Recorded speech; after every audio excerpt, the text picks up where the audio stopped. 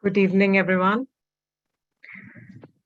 Very warm welcome and thank you for joining us. We really appreciate your time and your dedication. We love that you choose to be with us on Thursday evenings. So, my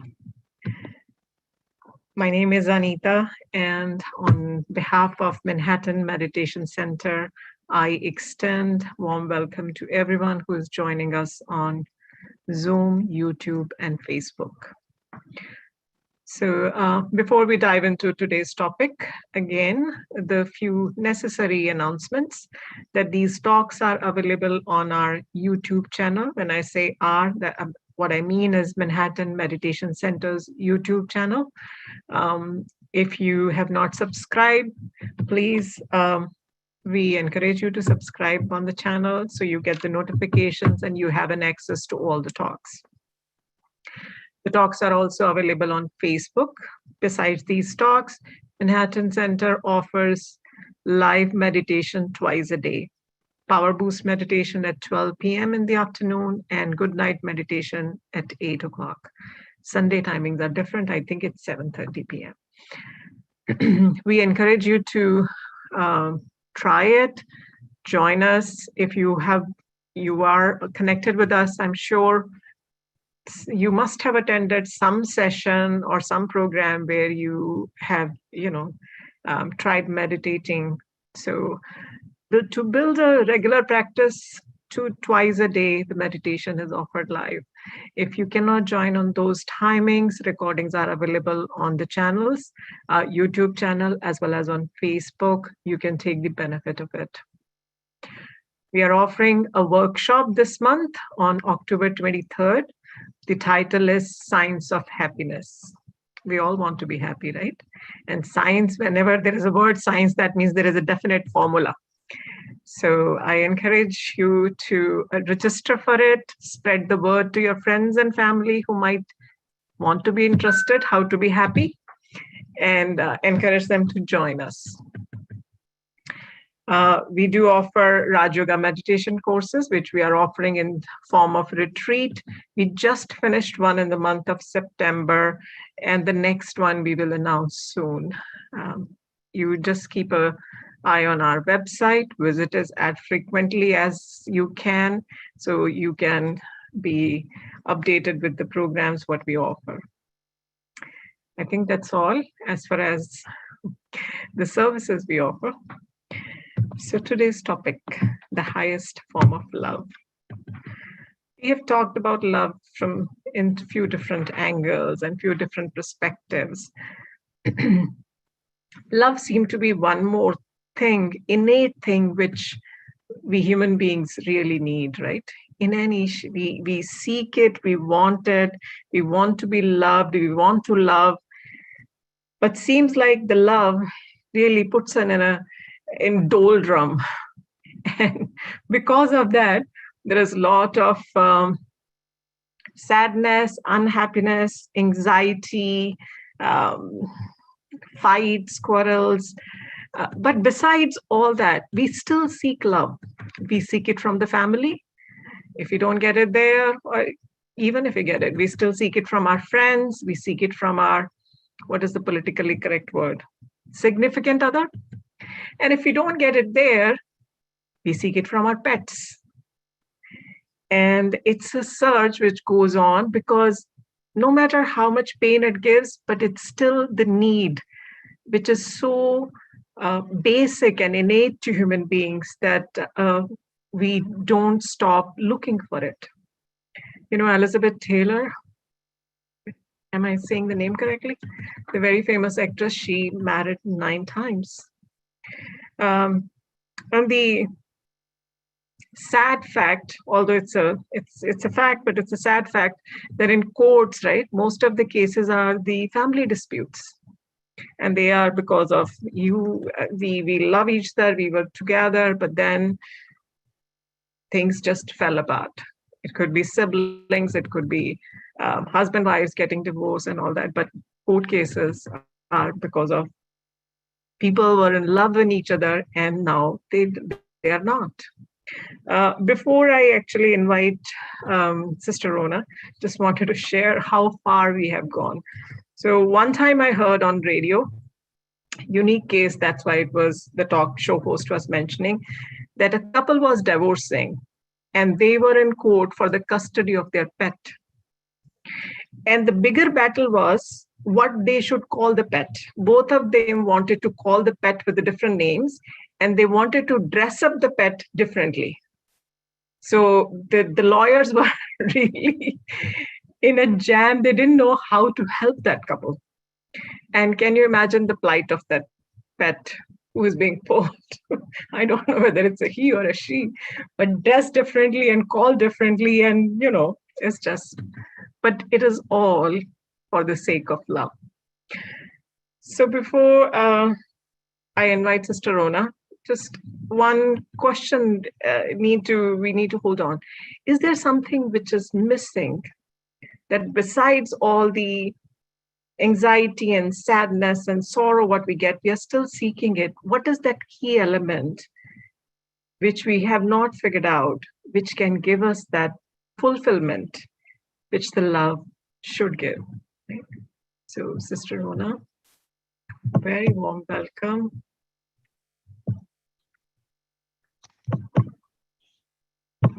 Hello everyone. Sound okay? Yes, Sister Rona. Just one thing, you all were maybe expecting Sister Sandhya to do the talk today, but she's apologizing. She's not able to do today. So you'll have to do with Rona.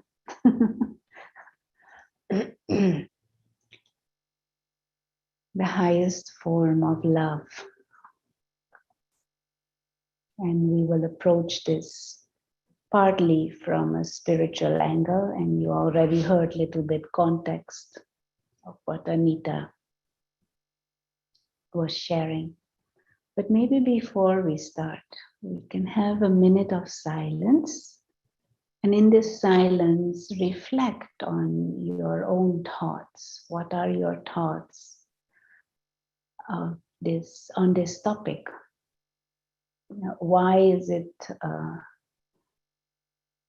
somehow always escaping us, and why we keep longing for it?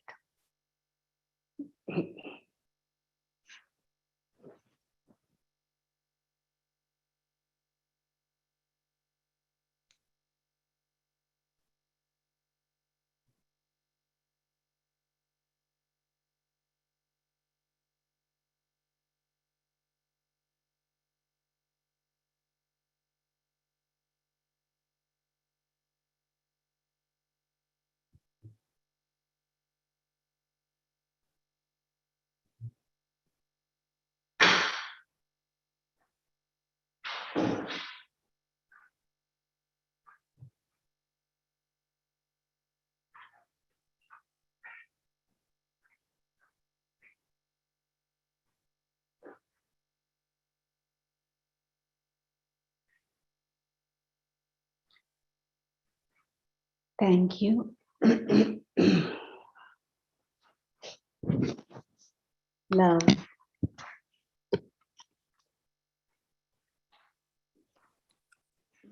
Before we start exploring more, just a working definition of love.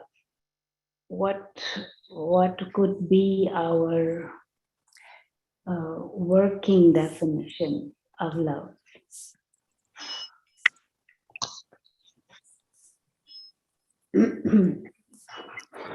Please check that mic is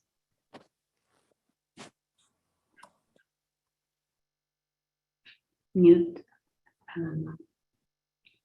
And one way that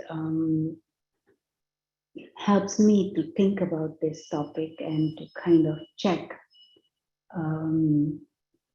whether I'm into a right direction or whether the feelings inside are right is love is an exchange of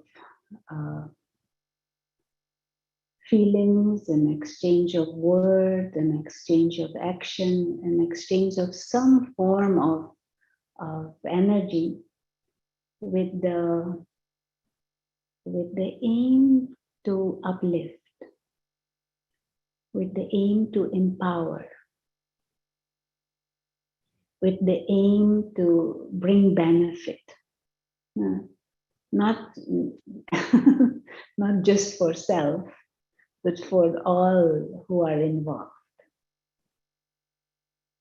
So whether it is a certain action you perform or whether it's certain something that you speak, the deeper aim behind and the feelings behind are of upliftment and of wanting to empower, wanting to enrich others, those who are involved. So in a way, you could say we gathering here is also a form of love.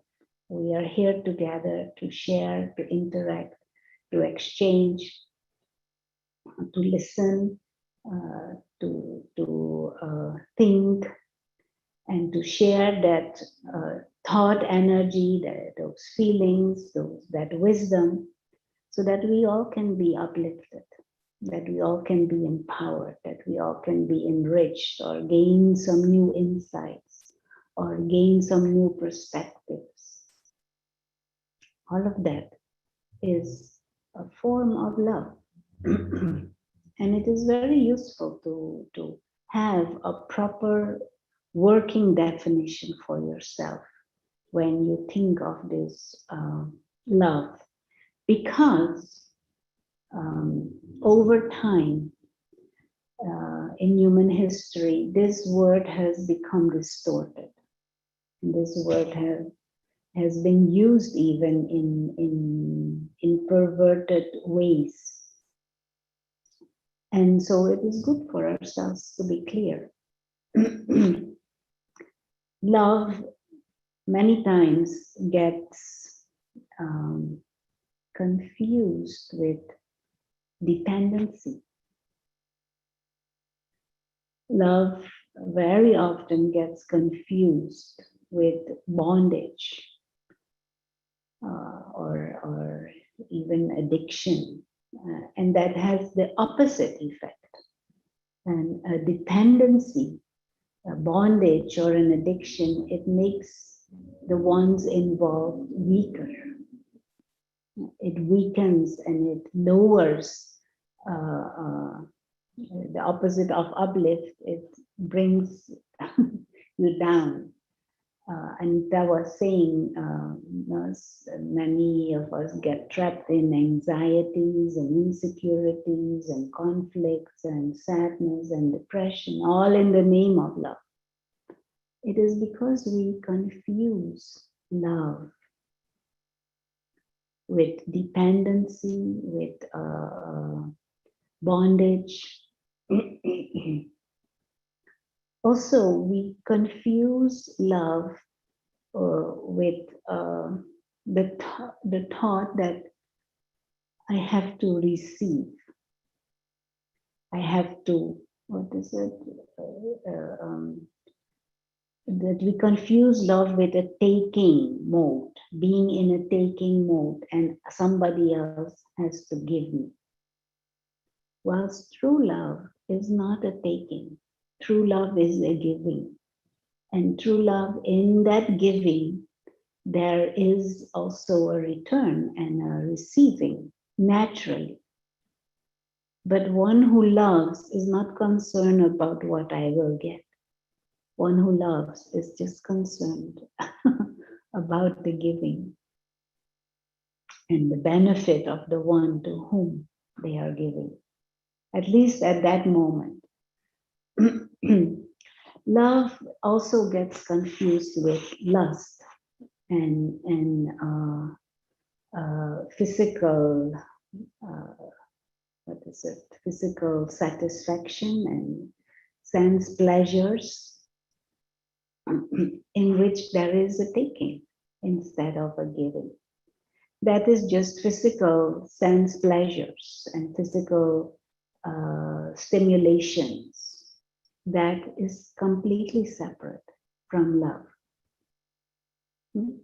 There is no need for love to get sense pleasures. And there is a confusion with that also, because some might think that because there is physical proximity or closeness or stimulation, there is love. It is not synonymous. It is not synonymous at all. That is just a physical stimulation, whilst love is a state of mind and feelings within the inner being, the higher being. And so one thing that happens with us where we can go off track is not that we don't love. No. Generally, there is this, just like fish who wants to be in water because that is like his natural nature and natural environment. So for the human soul, being loving and experiencing love is part of the natural nature. And so, for example, a mother and a child, it is natural that there is love. Mother wants to be protective. Mother wants to be giving. Mother naturally gives the best to benefit the child. It is kind of part of the natural nature. But what happens, I'm just using the whiteboard for a few moments. Can you all see the whiteboard? Is it visible? Yes, Sister Rona, it's good. So there is this mother and there is the child. This mother and child.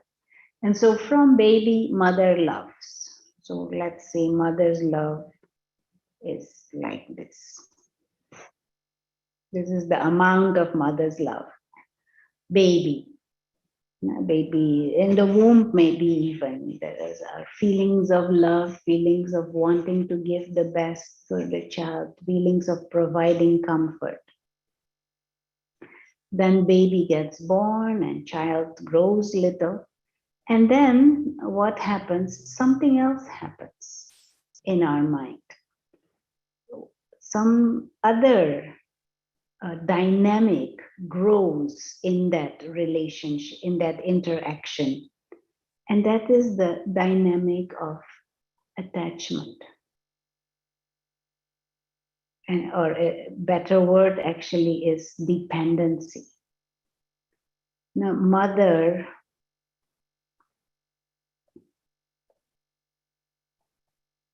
only feels good when the child clings to her. And over time, this love stays. We don't doubt that this love is there. This love stays. But over time, this dependency grows more and more.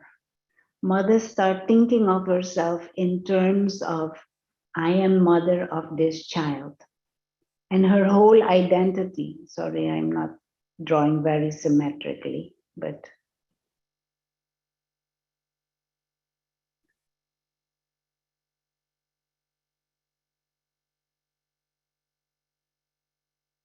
over time, this kind of emotional bondage or dependency grows. And mother starts creating an identity solely based on this relation, this interaction with the child, that I am mother. and that identity start taking over. And without that identity, mother feels I am nothing. So that child, the existence of the child uh, becomes the basis for mother feeling she is someone and she is valuable and she is important because of the child. And so that emotional bondage, you could call it, becomes so strong that when the child becomes 18,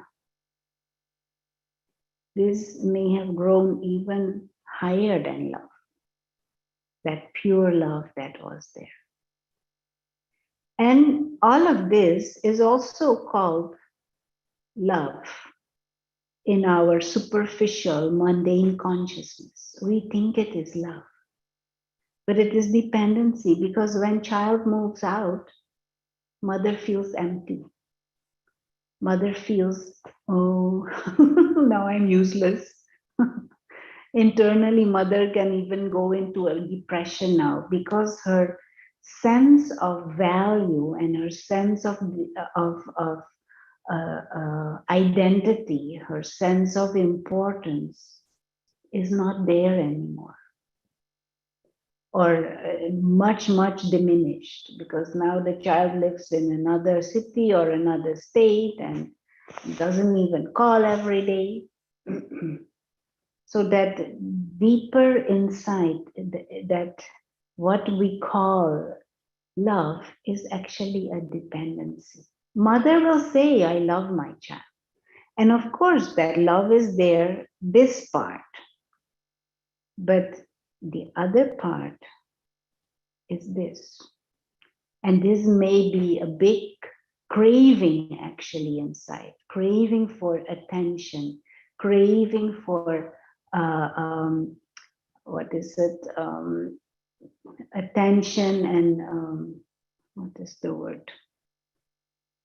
Yeah, some form of expression of attention, wanting to talk, wanting to have the child close, not being able to be without the child, being sad if the child is not there. And when the children come home, then there is all of a sudden happiness, and when they go, there is crying again. This is an emotional dependency. It is the same mechanism as any other form of dependency. But we call it love.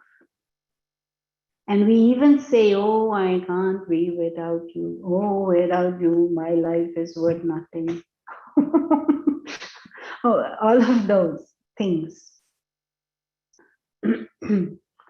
This this so-called, what is the word? Yeah, love is actually dependency, and it manifests also in expectations.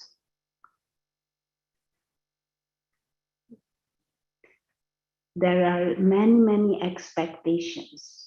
We expect them to call, we expect them to write, we expect them to come home, we expect them to behave in a certain way, we expect them to study well, to make us look good. All of that in the name of love. But this, how would you call this? This is another word for this is bondage. It is actually an emotional bondage.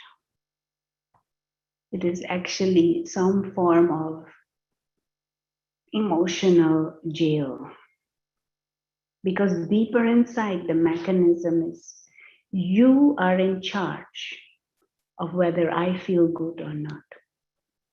And I gave the example of mother and child, but this can be any kind of, it can be friendship, it can be partners, it can be all kinds of interactions where we start behaving like that. And we don't doubt that there is love. Many things, many interactions start out with that pure love that we have defined initially, that pure love, that even a pure friendship, a pure appreciation, a pure respect. It starts out like that. But then this other thing creeps in, and that spoils the whole thing. And that is why what Anita was sharing, people who loved each other, they end up in court. They end up hating each other. They end up fighting each other. They end up with all kinds of complications. That it almost appears as if there never was that love. But it is because this comes in. Now, the highest form of love would be when this doesn't come in.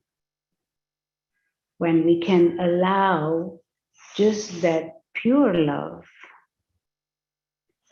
to just grow and expand and not get into that emotional dependency. Now, one example that I often give in this context is a friend of mine during our university days. Her boyfriend was a brilliant student in economics. I'll just take off the whiteboard. And this was in Holland, back in Europe. He was a brilliant economics student, and because of his academic achievements and the research he was doing and his papers, the World Bank, he was in his third years of studies, and it was 4-year study. In his third year, the World Bank offered him an internship in Central America for a couple of months. I think it was 6 months, but I'm not maybe a little less, but a few months. And this was a huge opportunity for him and a brilliant future. And during his studies already, he gets offers like this. So he was extremely excited to go and happy. And so he went, but she fell ill. She stopped eating, she stopped drinking. And this went on and on, that she had to be hospitalized, and they put us on IV and all kind of thing. And so one day we went to visit her in the hospital, and some of our friends, we all had mutual friends, they said, this is really true love. She can't live without him. True love, he's not here, so she stops eating. And I said, what true love? This is stupidity. She can die. She stops eating. And he's there worrying, what kind of love is this? And you won't believe it, but he had to come back. He had to come back, and he cut his internship short just to, to get her to into a different frame of mind. Now I'm asking, is this love? I don't doubt that there is also love that was there or is there, but it gets mixed with dependency and almost like an addiction. Without it, I can't be. Now, is this the kind of love we want? Because this is what those romantic novels and movies show us also, no? This Hollywood and Bollywood and all kinds of wood and novels, those romance stories, they are all about this kind of craving and longing and can't be without you and feeling incomplete without you kind of love. It is just making us all weaker, and it doesn't truly bring a deeper fulfillment. Now, what would be a spiritual perspective? What would be the spiritual angle that we can bring in that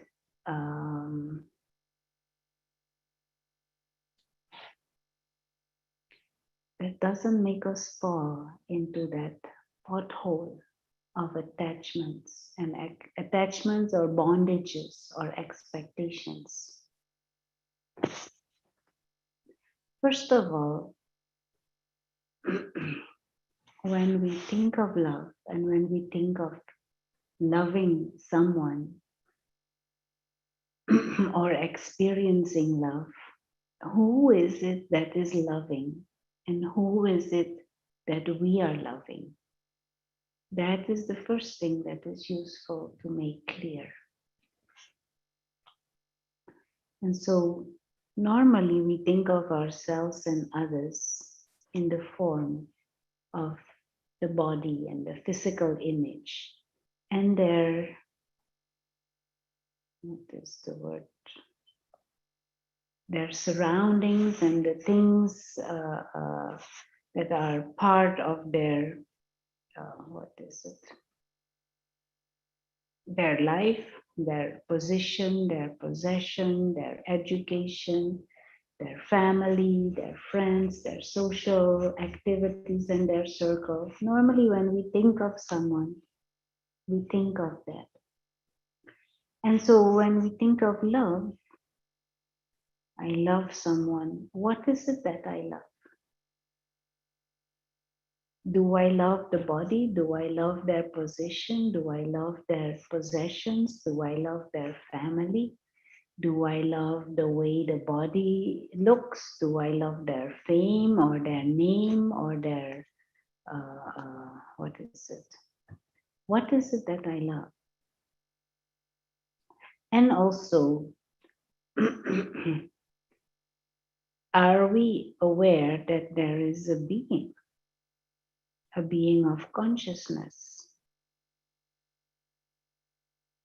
a being who has a certain, what is it, cognitive abilities?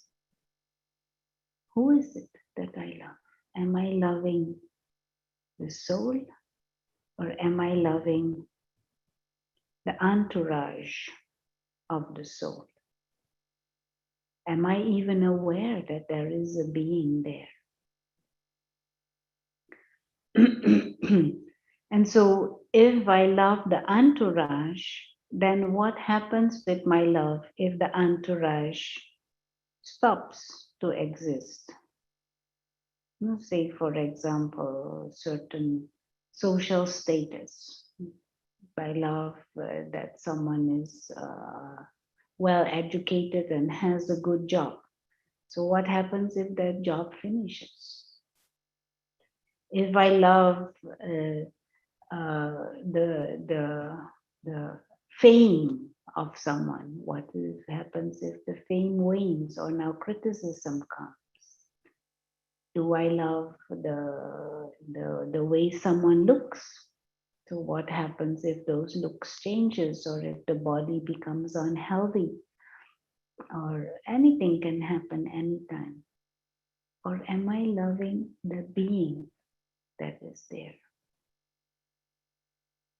The spiritual perspective actually is that the real person is the invisible being of consciousness.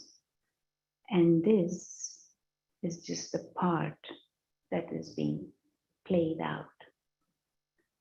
And the highest form of love would be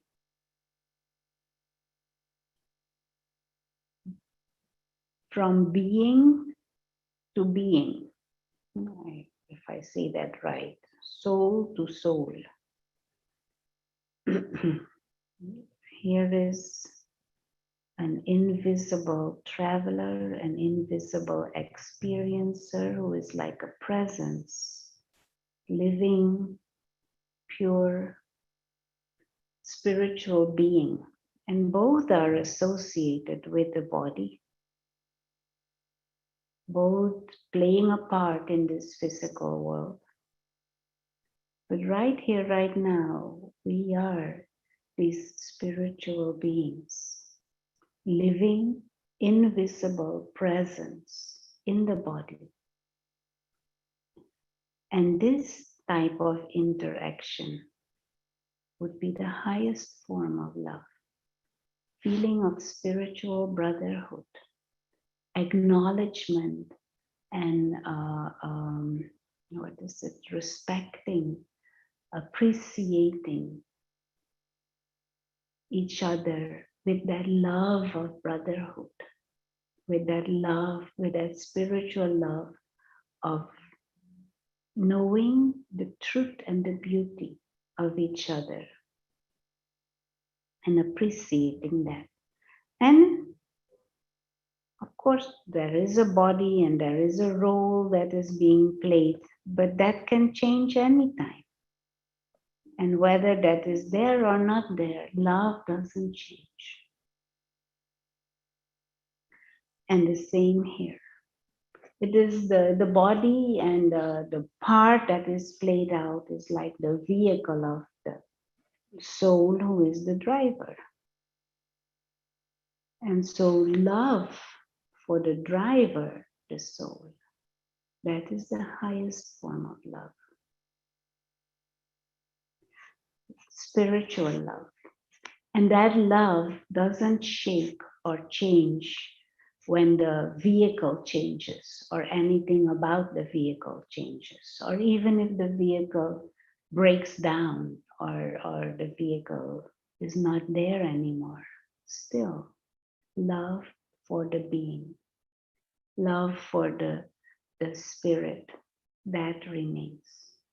And to learn to interact with each other based on that soul conscious love. That would be the highest form of love.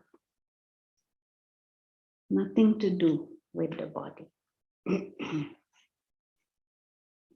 Now, this same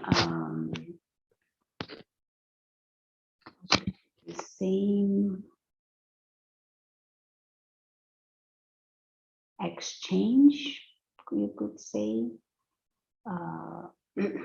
this exchange is at a level of mind. This exchange is at the level of alignment of consciousness, alignment of aim, alignment of feelings. So for example, sometimes we feel that someone has to be physically with us and then we feel their company. Was the spiritual love, you feel, you experience, you perceive the presence of the other one. And you are thinking alike. Feelings and emotions are alike. Then there is that companionship. Both are in that higher state frame of mind. Then we are in the company of each other and sharing that love. And that doesn't need physical closeness. Now, physically, people can be sitting next to each other, but in their mind, then they can be far away. There is no connection at the level of the soul. But to really be in the company of each other is if the frequencies are aligned. And that highest form of that is when there is this soul aware, soul awake state. And there is also sorry, let me draw this. If this is the physical world, and we can see the physical world as a theater or a stage. And in this physical world, there are bodies, there is nature, there are some objects, maybe a house, and there are dollars, and there are electronic gadgets, there are all kinds of things. And the soul comes and enters this physical world, travels, associates with the body,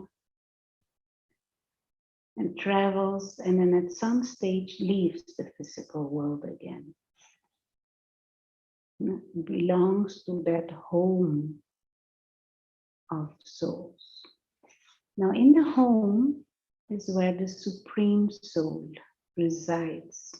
And I'm drawing a face, but that is just to indicate a living being of consciousness, God, who is also a non-physical, invisible, timeless being of light, the Supreme Soul. And to experience again the company, the presence, the existence of the Supreme, to share, to exchange that mental, what is the word? Mental vibrations, to be aligned in that same state of mind as the Supreme. That is another aspect of the highest form of love. The Supreme Soul never gets into any form of, the Supreme never gets into any form of bondage. The Supreme Soul always holds that highest vision, that highest awareness, that highest perspective, always sees everyone as a timeless, invisible spiritual presence, and never gets into bondage of a body or some position or possession for self and for others. Holds that soul awake state and interacts in that full clarity with anyone. You are also a spiritual being, immortal, innately peaceful, free, complete, whole being, a being of bliss, a being of love, a being of wisdom, a being of power, who is a guest in this physical world, who is traveling through this physical world, and at the end of the journey will come back to the soul world, the dimension beyond. And that relationship, Supreme Soul, God and the soul, that relationship is an eternal relationship. We may forget, but eternally souls belong to God and belong to that home, that spiritual home of silence and light. And sooner or later, everyone will go back there. So that relationship that is unconditional, that relationship that is without time, no, it is timeless. It is always there. It has always been there. That love of belonging, that love of knowing the essence and the truth of each one, that is the highest form of love from a spiritual perspective. To experience that, we need to go beyond these limited understandings and these limited identities, We have to go beyond the play of human life, transcend our human stories, and come into the realm of what is called soul consciousness. And actually, that is what we are looking for. That is what is driving us to all the time continue to look for love, to long for love, to look for love in any kind of relationship, or pets, or even in things, because we are longing for this spiritual love again. But we have to wake up to that dimension and begin to explore and experience ourselves again as invisible spiritual beings who are like a living presence, non-physical. Even though we associate with the body to play the part, but mind, to lift that mind beyond. And we are looking for this love. We are looking for these experiences, but we are looking for them at a gross level. And that is why even if we get it, we mix in expectations and demands and dependencies. Or we confuse it with some form of bondage, or we confuse it with lust. And we get into all kinds of complicated entanglements because of it, and end up with sadness and broken heart and all kinds of emotions that are not very pleasant. But we're looking in the wrong direction. We have to look beyond, shift our consciousness beyond, to discover the beautiful truth of each and every one of us, and to discover that highest form of love, from soul to soul and from soul to supreme soul. So before we do a practice where we will explore and aim to experience this highest form of love, maybe if you have any questions.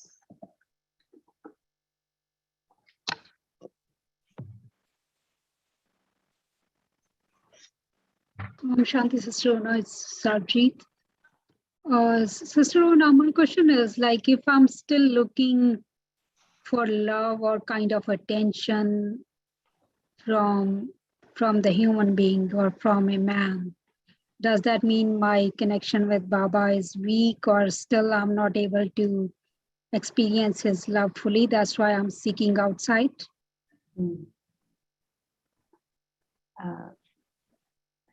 Sarjeet is using the word Baba. Baba means father. And within the spiritual tradition, the word father is used for the Supreme Soul, one of the relationships that we can experience with God is of father, but God is of course also mother, also friend.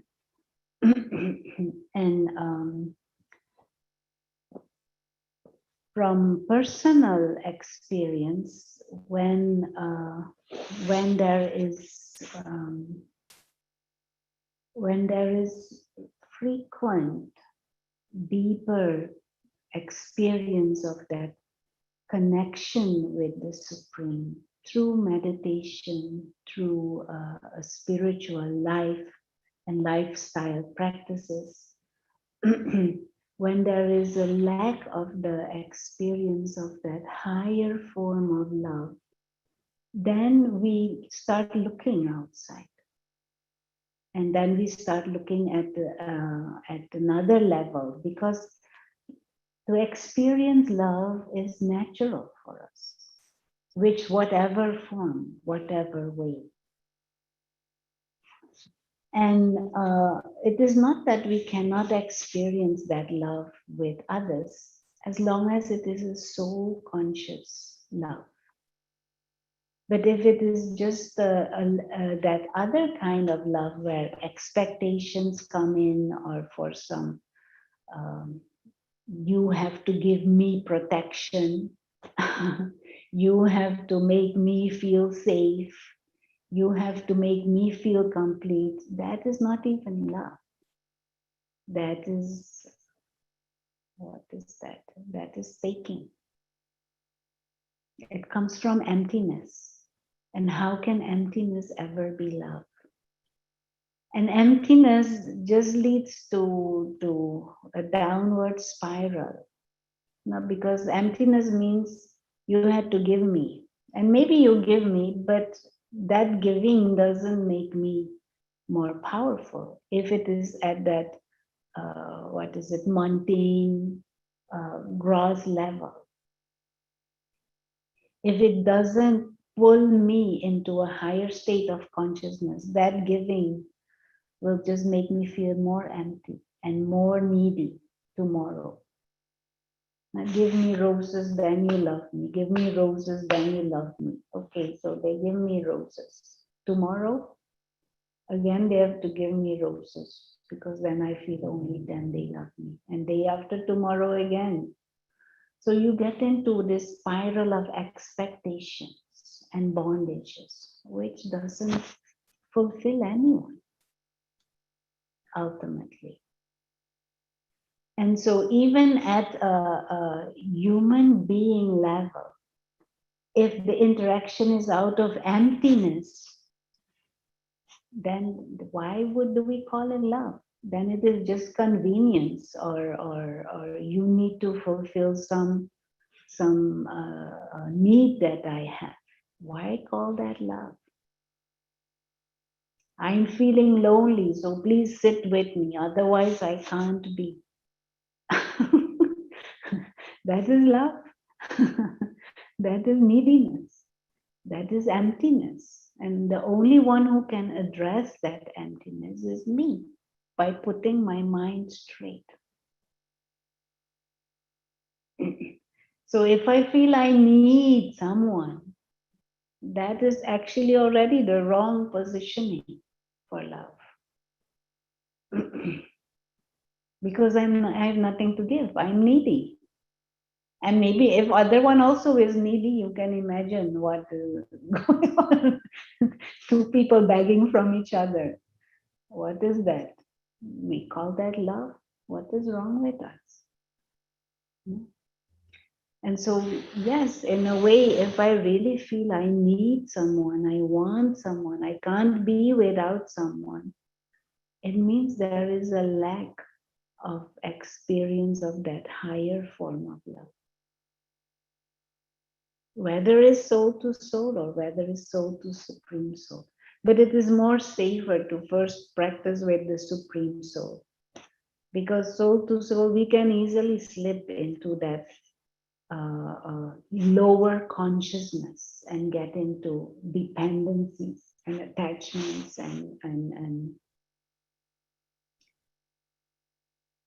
what is it, expectations.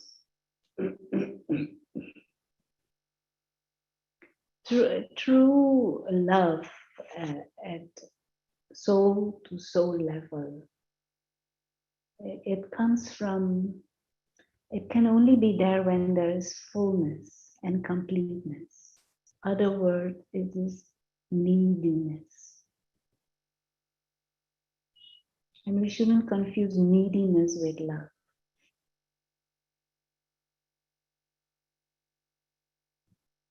I hope this helps a bit. Thank you, Sister. Om Shanti.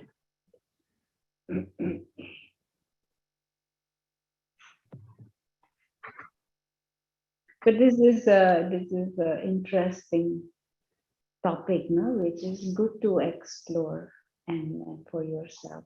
Reflect more deeply on this topic of love, because it is a big trap for human beings. And it is a big source of sadness and sorrow in this world. All in the name of love. So many people in this world are depressed because of the wrong understanding and the wrong pursuit of love. But let us experiment with some meditation and try to access this spiritual consciousness. I'm sure there will be many more questions, but just let us experiment. Maybe that is much more useful to get a sense of that potential within of love that is there.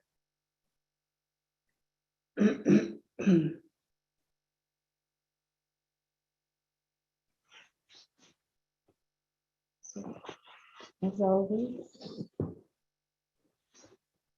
let us aim to keep the body comfortable.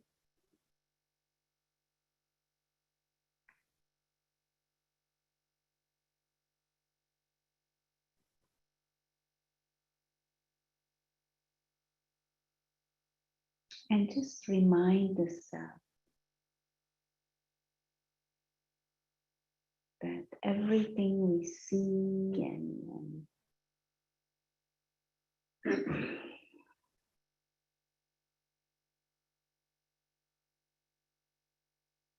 perceive through our sense organs, it is part of the world of matter and the visible dimension.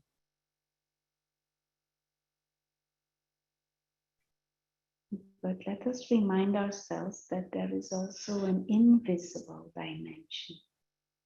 Like right here, right now, there are some 26, 28 invisible beings of consciousness.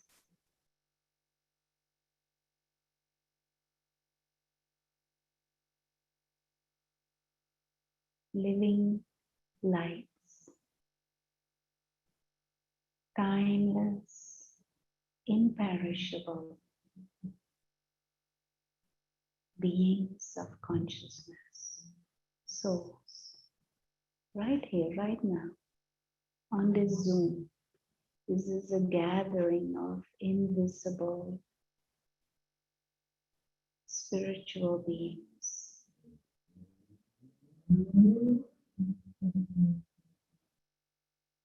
And yes, what is visible is the body, the vehicle, and the part, Zoom. But consciousness is meeting.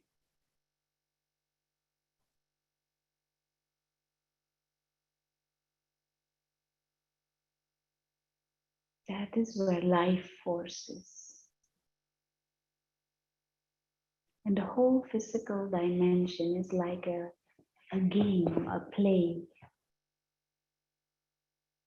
And that changes, and it changes unpredictably. Even the body itself can finish anytime. But the experiencer is that invisible being of light.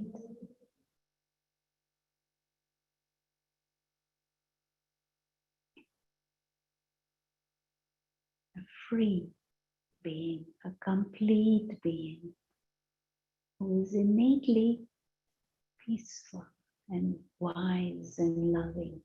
That is the real self.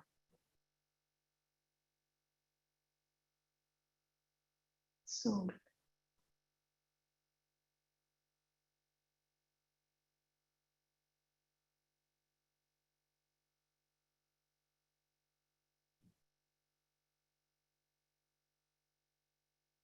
and just try and get into that subtle frame of mind to perceive this invisible living presence that is you and everyone else also.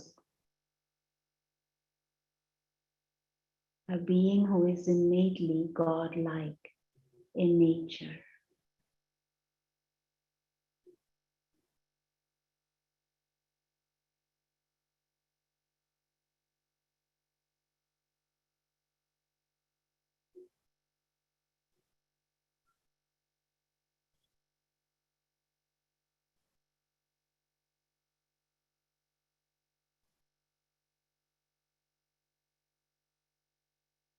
timeless, imperishable, free.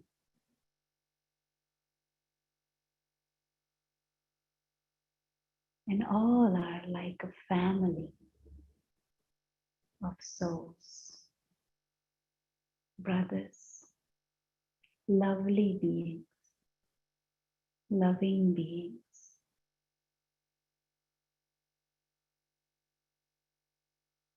innocent,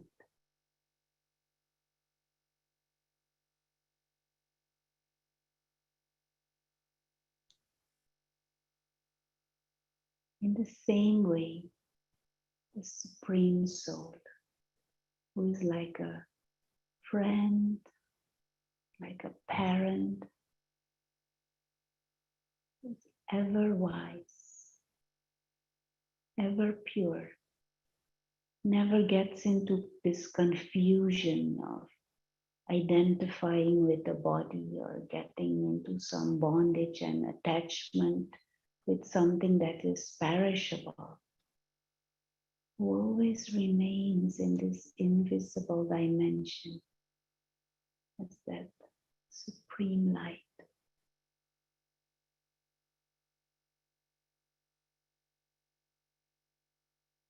One who is like an ocean of love.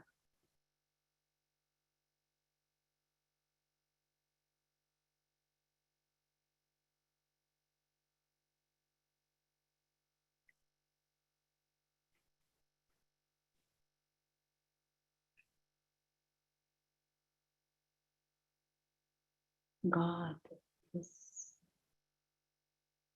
father, mother, friend, guide. All have right.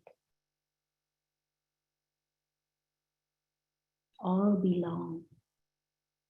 And all are loved.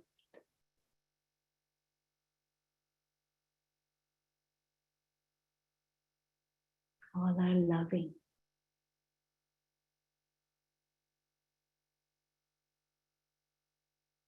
And just allow the mind to experience this highest form of love.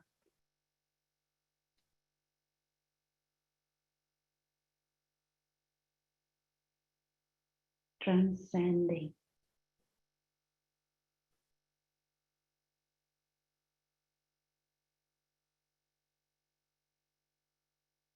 limited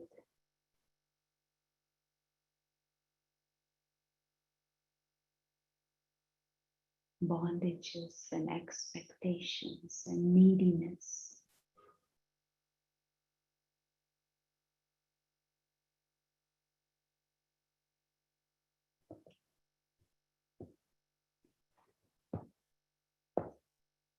And even when we come back to the awareness of the dimension of matter and the dimension of bodies and sound and movement, this living light comes here to play part.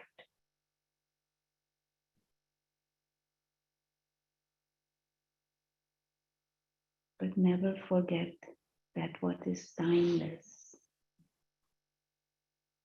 Never forget the real self, timeless, invisible light, invisible presence, the soul.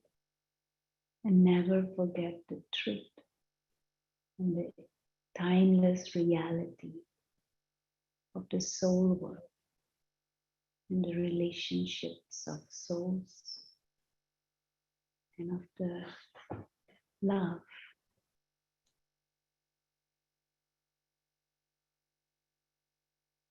between the Supreme Soul and the soul. Thank you.